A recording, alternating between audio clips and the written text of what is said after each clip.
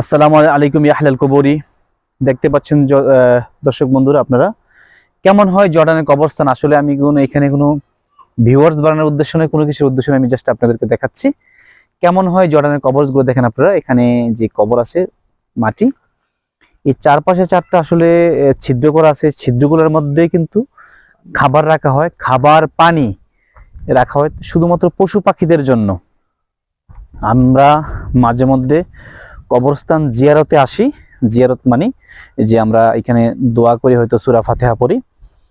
এইখানে যেহেতু দীর্ঘদিন জর্ডানে আছি, বিভিন্ন কবরে ঘোরা হয়। আল্লাহ কবরস্থানের মধ্যে আসলে মনকে নরম করে দেয়। আমি আপনাদেরকে দেখাচ্ছি, দেখেন আল্লাহু আকবার, কত ছোট্ট একটি কবর, দেখেন বাচ্চাদের কবর। আর এটা আমি দেখাচ্ছি, দেখেন এই কবরগুলো আসলে আমরাও বাংলাদেশে প্র্যাকটিস করার চেষ্টা করব। এখানে কিন্তু এখন পানি, যেহেতু বৃষ্টি হয়েছে, এই দেখেন প্রত্যেকটা কবরের মধ্যেই কিন্তু পানির পাত্র রাখা আছে। এখানে কিন্তু শুধু পানি থাকে না, এখানে খাবারও থাকে।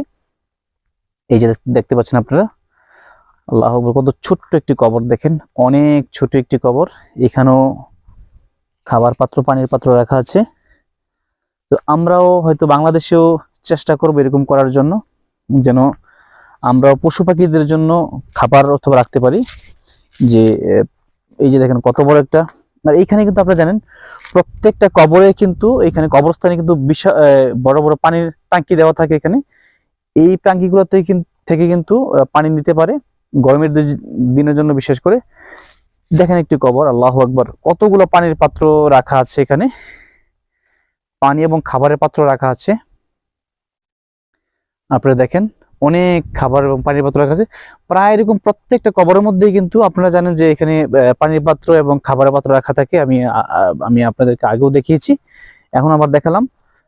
হয়তো আমরা এটা দেখানোর উদ্দেশ্য হচ্ছে যে আমরাও এরকম বাংলাদেশে এরকম ট্রাই করতে পারি, যে প্রায় কিছু কবরের মধ্যে পশু পাখিদের জন্য খাবার রাখতে পারি, যেন তাদের কষ্ট না হয়। এবং পানি কবরস্থানে আমরাও যেন এরকম ব্যবস্থা করতে পারি, পানির ট্যাঙ্কির প্রত্যেকটা কবরস্থানে। এই যে দেখুন আপনারা, একটা কবরের পাশে কিন্তু প্রচুর গম রাখা আছে, এবং বাতাসে যেন এটা কিন্তু প্লাস্টিক, বাতাসে যেন এটা উড়িয়ে নিয়ে না যেতে পারে, এজন্য কিন্তু পাথর দেওয়া আছে। এখানে দেখেন, এখানে প্রচুর গম রাখা আছে, পানি রাখা আছে। এই প্রত্যেকটা কিন্তু সাদাকা হিসেবে আল্লাহ পাক হয়তো কবুল করবেন ইনশাআল্লাহ বিদিনিল্লাহ। এটা আমরা হয়তো বাংলাদেশেও ট্রাই করব, যে প্রত্যেকটা কবরের উপরে আমরা কিছু পানির পাত্র এবং খাবার রাখার জন্য পশু পাখিদের জন্য।